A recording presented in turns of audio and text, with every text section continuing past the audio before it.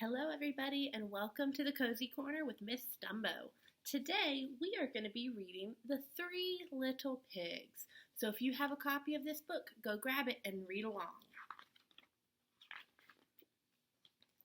Once upon a time, there were three little piglets that lived in a small, cozy home with their mother. Their names were Porter, Perry, and Parker. Porter was a relaxed sort of pig. He liked to play, eat, and sleep. Perry was a creative type of pig. He had lots of ideas, but he didn't always finish what he started. And Parker was a thoughtful little pig. He worked hard and did everything just the way he was supposed to. This kind of annoyed his brothers. Well, the three little piglets got older and older and bigger and rounder. One day their mother made a decision. "You have grown too big for this little house," she said. "It is time that you all go off into the wide, wide world and build homes of your own." So the three little pigs packed their bags and got ready to leave their already too cozy home. "Any advice for us, Mother?" asked Parker. "Why, yes," said the mother. "Watch out for that no good, big, bad wolf that's always sneaking around. And remember, always work hard, remember to plan, and whatever you do, do the best that you can." The three pigs kissed their mothers goodbye. Mwah. Then they trotted all out of their house, down the road, and out of the village. Before they had gone very far, they came to a big field filled with gold and haystacks. "You know," said Porter quickly, "I think I'll build my house out of straw. It's a nice color, and the house will be easy to build." "I'm not sure that's a good plan," said Parker. "Will it be warm enough? Will it keep out the rain? What will happen when the wind is strong?" Porter rolled his eyes. "It will be a great house," he said, "and I'll still have time to play when I'm done." "Then good luck to you," said Perry and Parker, and they continued down the road. Soon Parker and Perry came to a shady grove in the trees. "You know," said Perry, "I think I'll build my house out of logs. Logs are strong, and I can paint them different colors." "That sounds like a good plan," said Parker, "if you finish what you start." "I will," said Perry, as he waved at Parker as he went down the road. Perry stood and looked up at the tall trees. He said, "Cutting down those trees would take a long time. I'll just build my house from the sticks on the ground instead." And that is exactly what he did. Further down the road, Parker was busily planning his house. He bought bricks and stones and mortar for the walls. He bought strong oak planks for the doors. He worked on his house for days and days. But when he was done, he felt happy. "Mother would be proud," he said. "I worked hard, and I made my house the best it could be." Now, what none of those pigs realized was that someone very bad knew that they had left their mother's house. And who do you think that someone was? Yes, it was that no good, big, bad wolf. First, the wolf went to Porter's house. He saw bundles of hay held together by rope, and he saw Porter Pig outside, napping in the sun. "Hello, Pig," said the wolf.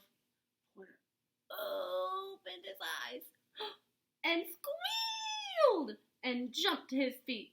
He ran into his house, pushed the door shut, and hid under his bed.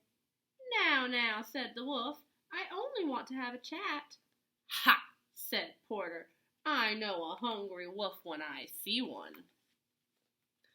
It doesn't really matter, said the wolf.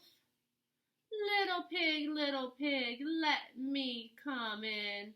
Are you kidding, said Porter. Not by the hair of my chinny chin chin. Then I'll huff, and I'll puff, and I'll blow your house in. The wolf stepped back, and he huffed, and he puffed, and he blew with all his might, and the straw house fell apart. The wolf pounced, the pig bounced, but Porter squealed and ran. Said the wolf. Unfortunate. The next day the wolf decided to try again. He strolled down the road until he saw a flimsy house made of sticks and twigs. Perry was lying in a hammock outside. Hello, my little piggy, said the wolf. Perry jumped up in fright. He ran inside his shaky house and pushed the dresser against the door. Ha, said the wolf. Does he really think that's going to help? He cleared his throat. Little pig, let me in. No way, said Perry. Not by the hair of my chinny chin chin. Then I'll huff, and I'll puff, and I'll blow your house in. The wolf stepped back. He took 2 huffs. And he took 2 puffs. Ready? And he blew with all his might. Sticks and twigs swirled in the air. The wolf pounced. The pig bounced. But Perry squealed and ran. That just won't do, said the wolf. But the wolf knew there was still one more brother to visit. He strolled down the road until he saw a house made of stone and brick. Parker was digging in a garden outside. Hello, pig friend, said the wolf. Don't you pig friend me, said Parker. Leave now, or you'll be sorry. I doubt it, said the wolf. Parker went inside and slammed the door. The wolf heard 3 locks locking and 4 shutters slamming. He stood back. Little pig, let me come in.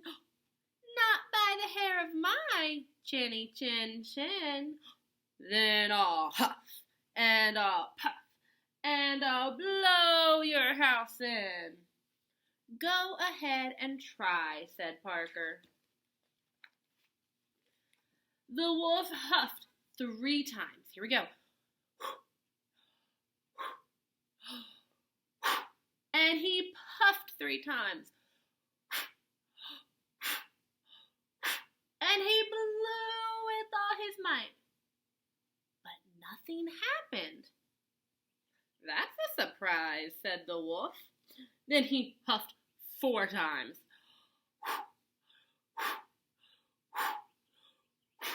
And he puffed 4 times. Still nothing. The wolf tried again and again and again. This is not going at all the way I expected, said the wolf. Finally, the wolf fell flat on his back, puffing and wheezing. He heard the shutter creak open. I knew my house would stand up to that no-good wolf, said Parker. I'm just glad he didn't think about coming down the chimney. Then the shutter slammed. Oh, my goodness. The chimney, whispered the wolf, springing to his feet. Of course. He sneaked to the side of the house and saw a pile of boxes stacked against the wall. That makes it even easier, he chuckled. He climbed up the boxes. He crept across the roof. And then he jumped into the opening and slid down the chimney. What do you think's gonna happen next? Let's see. But down below, water bubbled in a big black kettle that was hanging in the fireplace. Parker threw more wood on the roaring fire. Here I come, said Little Wolf. You weren't so clever after all. Oh no, said Parker. The wolf landed in the kettle and a loud ker-plump. Water steamed and boiled around him. The wolf howled in pain and shot right back up that chimney. The water had boiled off all his fur. Oh no, cried the wolf. He was so embarrassed that he left the country, never to be seen again. Porter and Perry moved in with their brother, and they lived happily ever after. The end. I hope you enjoyed the story about the three little pigs. Until next time.